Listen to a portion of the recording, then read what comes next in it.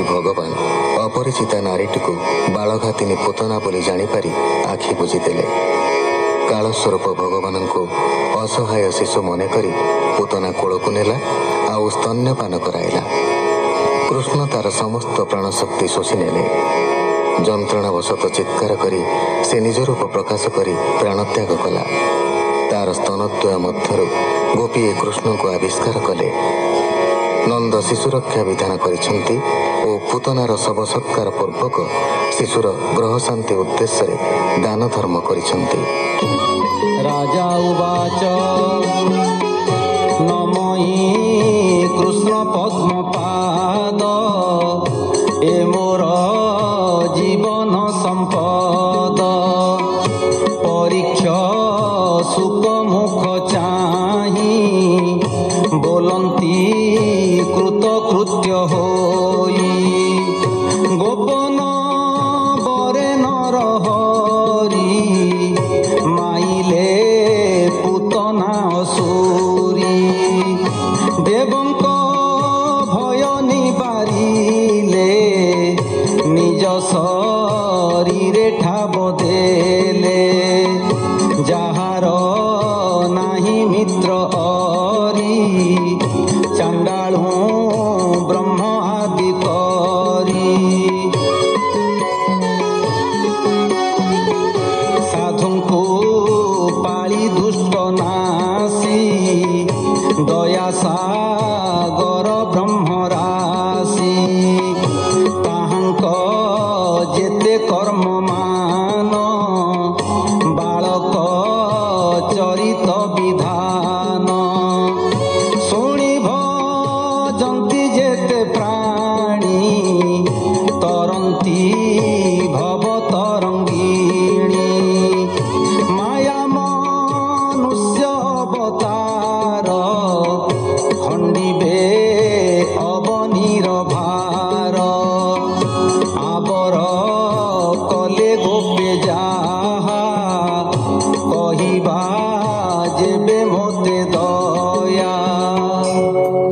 राजा प्रसन्न वाक्य शुणी कहंती सुख महामुनि कहिबा शुण कृष्ण कथा जेणे तुटिब भव व्यथा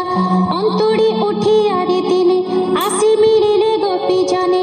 मंगल गीत नाद करी स्नान कराइले मुरारी ब्राह्मण मिलिले थकाई आशीष देले माए पोए आनंद मने नंदराय धन बसन दान दिए गोपी आनंद गीत रस निद्रा मोहित पीतवास सकट तले वस्त्र पाड़ी जशोदा सुआई मुरारी निद्रा करई गीत गाई गोपींकी देले से बधाई अक्षत देले जणे जण पुत्र को करंती कल्याण एमंते कंसर असुर नाम सकटासुर वीर कृष्ण को मारिबार आसे सकट शरीर प्रकाशे ताहा जानिले भावग्राही बालुत रूपे छंती सोई निद्रा भाजंती नारायण कांदी लोडंती माता स्तन गोळे न सुणई गुआळी कृष्ण कांदंती पाद चाळी सकटे बाजिला पयर शबद कला महाघोर सकट पडिला झड़ी देखि चकित गोपबाळी दधित इळ घृत भांड भाजी होइला खंड खंड शबद शुणी गोपी धाई मिलिले नंद आदि जाई देखिले जशोदा कुमार पड़िछि सकट तळर कृष्ण को आणी कोल कले एक को आरेक कहिले एकिया पद काहि होई एमंत देखिला तो नाही सकट भाजिला के मंते जानिले जीवन परते बालक मरे ताहा शुणी बोलंती आंभे अछु जाड़ी जशोदा सुत पाद घाती सकट भाजिला जुकते तहु पुरुषे जात होई जोड़ी बोइला कर दुई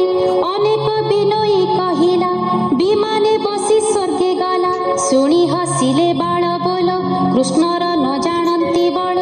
रोदन करंते मुरारी जशोदा कोळे देले नारी कुग्रह हेबा मने चिंती विप्रंकु आणी ग्रह शांति कराई पियाइले स्तन्य आनंद जशोदार मन कहंती व्यासंक नंदन हेमंती गला केते दिन।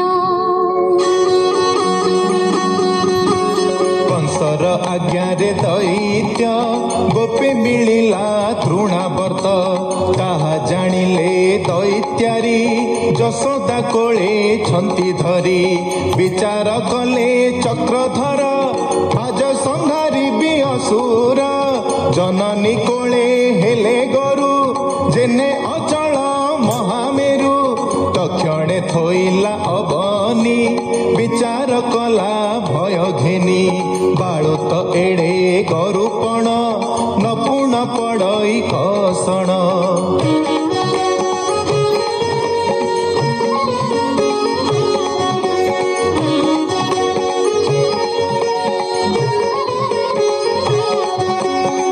जे सुआई गला घर करई व्यापार बेभार कंसर आज्ञा परमाणे असुर मिलिला तक्षणे गगने घोर नाद करी चक्र पवन रूप धरी दिवसे कला अंधकार भूमि कंपिला थरहर वृक्षे पड़िले मही तले रेणु उड़िले अंतराळे चाहि न पारी बेनी घड़ी चक्षु बुझिले नर नारी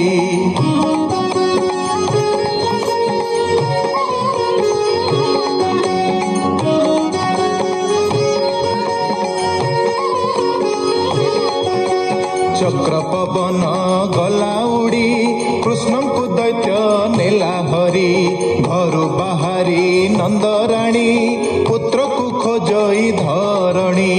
कृष्णे न देखी हिया कोड़ी धामई पुण पुण पड़ी घर बाहर पुर लागे बिकले लड़े चौदिगे खोजी न पाई बनमाली ता शुणी मिलिले गुवाड़ी न देखी प्रभु चक्रपाणी मोहे पड़िला नंदराणी